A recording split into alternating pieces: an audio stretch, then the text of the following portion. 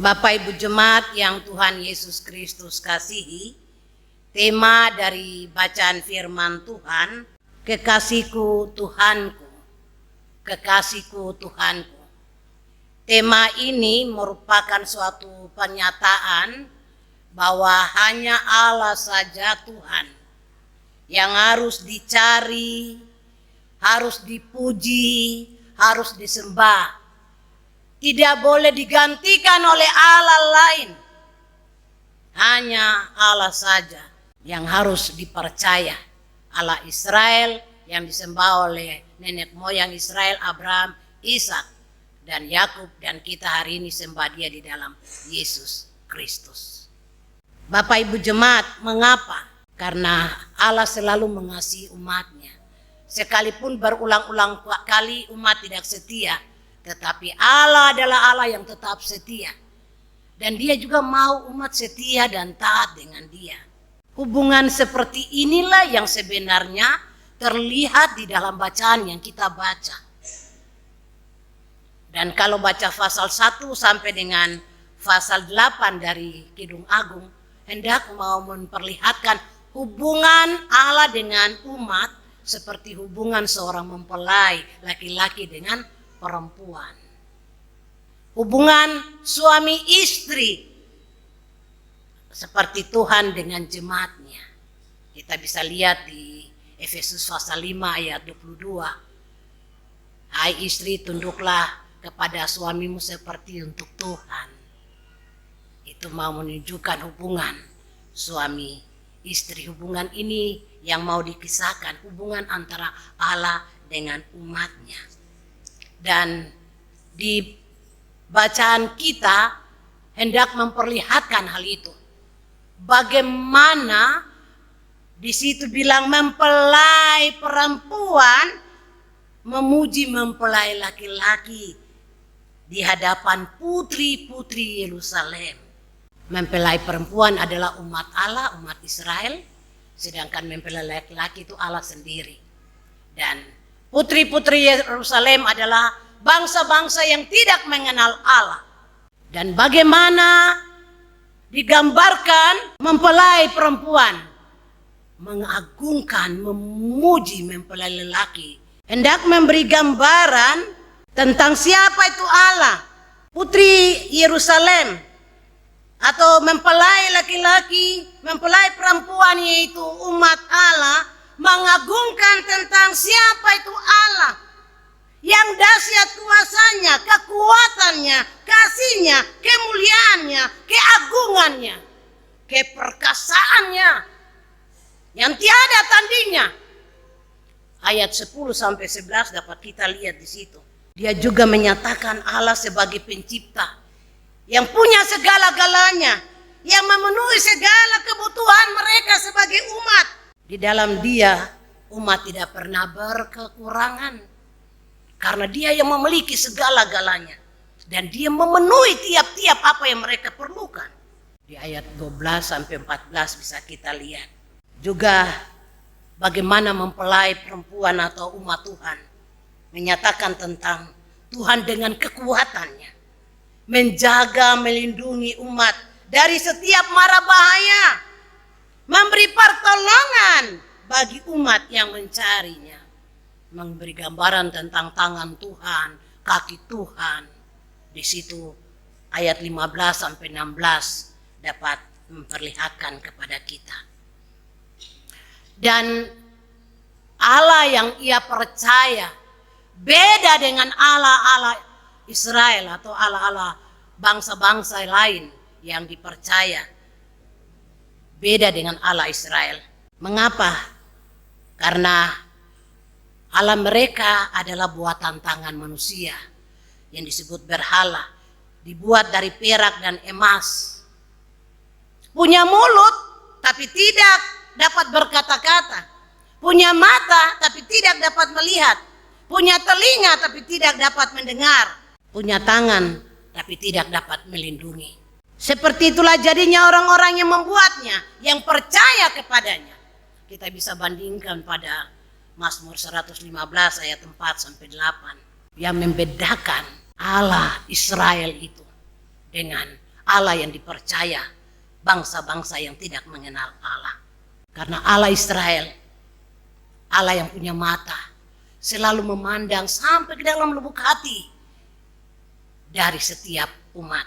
Sekalipun di sorga, tapi dia memandang kepada tiap-tiap mereka. Dan dia bertindak dengan tangannya, telinganya selalu mendengar teriakan minta tolong. Dan dia tahu menjawab apa yang mereka perlukan.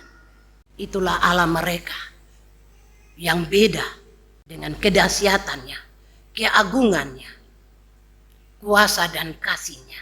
Cintanya yang tidak bisa tandingnya. Tidak pernah berhenti. Sekalipun mereka juga atau berhenti dalam mengasihi dia. Inilah yang sebenarnya mau digambarkan di teks kita.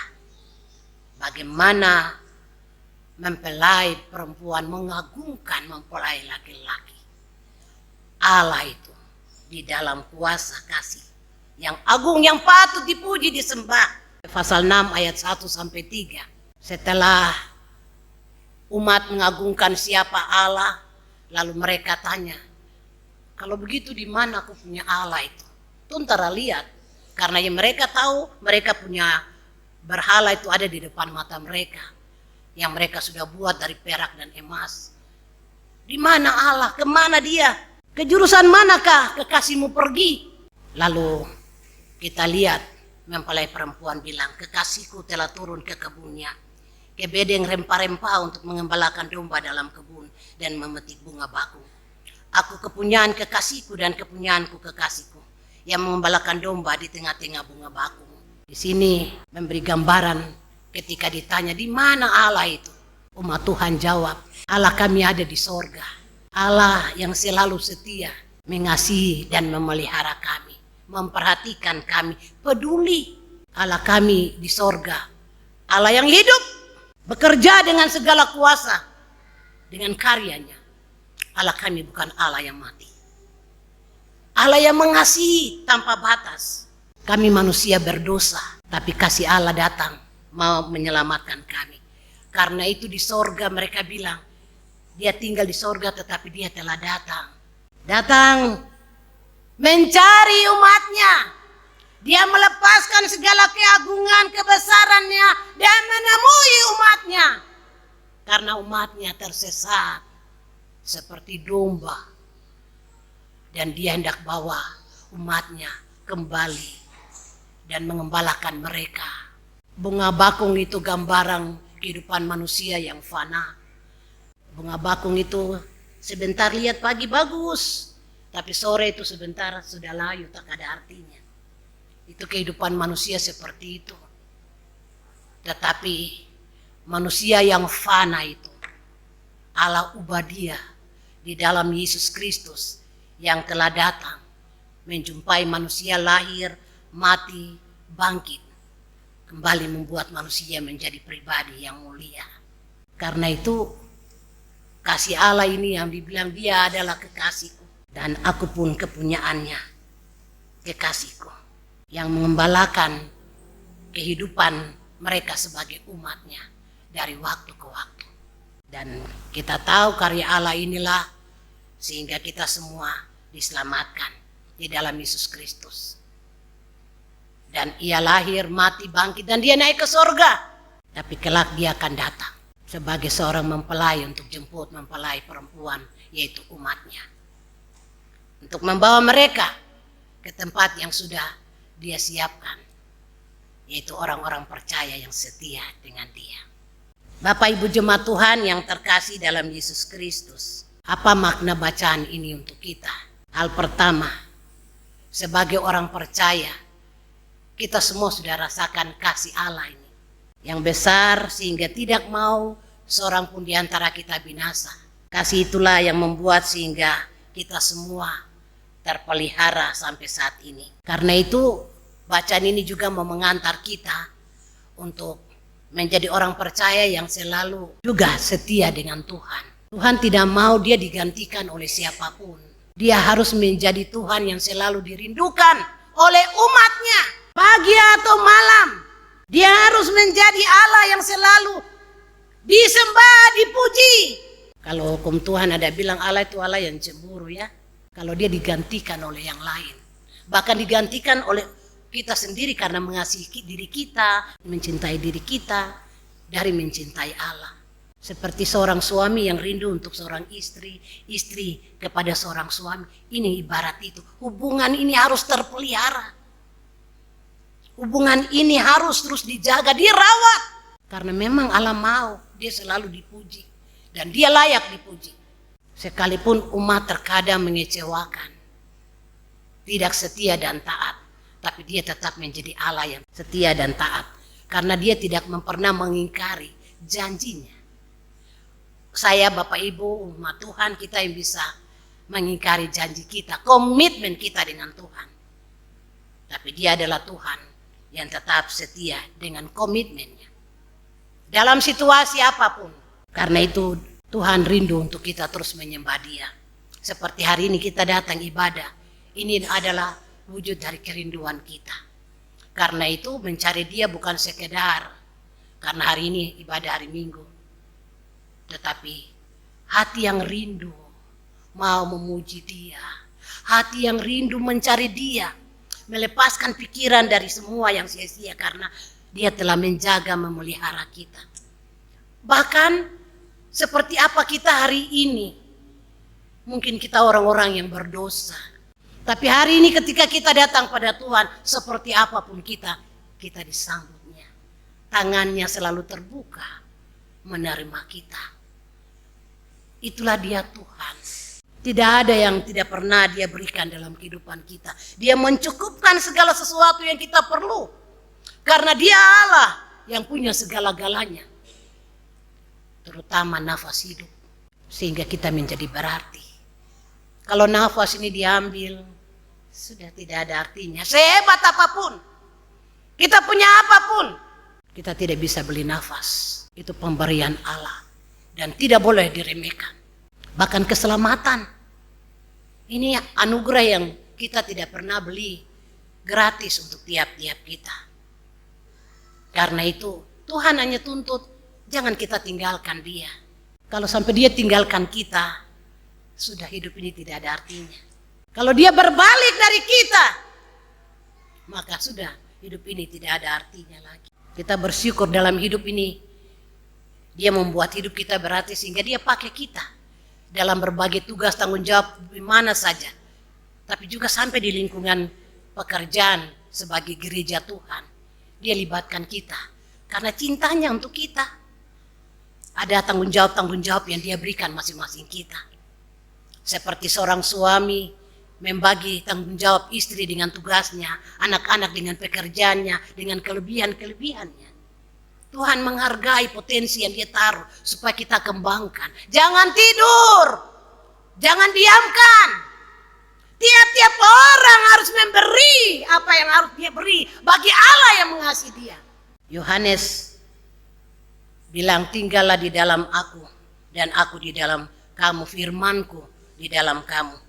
Atau jika kamu tinggal di dalam aku dan firmanku tinggal di dalam kamu, minta apa saja yang kamu kehendaki dan kamu akan menerimanya. Tinggal di dalam dia dan dia di dalam kita. Memang perjalanan kehidupan hari ini penuh dengan cobaan, tantangan. Tapi Tuhan izinkan tantangan itu kita dapati. Sekalipun kita adalah orang-orang yang selalu setia dengan dia. Di tengah-tengah cobaan itu Tuhan mau kita kuat. Matius 25 tentang 5 gadis yang bijaksana dan 5 gadis yang bodoh. Sama-sama punya pelita, tapi 5 persediaan minyak ada. Sementara yang 5 tidak punya persediaan minyak. Sedia tapi dalam perjalanan habis. Untuk menyambut sang mempelai itu. Karena itu bacaan ini mau menolong kita. Sang mempelai itu dia akan datang. Menyambut kita, mempelai laki-laki yaitu Tuhan Allah. Di dalam Yesus Kristus. Akan datang, kita tidak tahu waktunya. Tetapi dia akan datang. Firman Tuhan hanya bilang, dia akan datang seperti pencuri. Dia hanya minta kita berjaga-jaga. Karena itu, tiap-tiap kita harus punya persediaan minyak. Selalu kita rindu mencari dia. Minyak itu. Terus diisi. Roh ada dalam diri kita, yaitu datang dari Tuhan. Firman-Nya terus tinggal di dalam kita. Supaya tetap pelita itu bersinar. Di sudut mana kita dihadirkan, pelita itu terus menyala, terus bersinar, menerangi. Dan orang lain lihat sinar itu lalu juga ikut sinar itu.